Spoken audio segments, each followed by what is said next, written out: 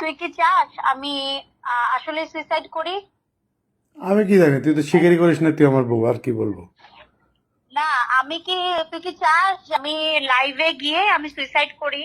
সেটা তুই তোর নিজের ব্যাপার। হাতে আমাকে, তুই বললি নিজের হাতে আমাকে বাঁচাইছিস। তুই আমার এত কাছের মানুষ হয়ে তুই কিভাবে করে আমাকে মানে এরকম ভাবে আমার মেন্টাল টর্চার করবি তুই?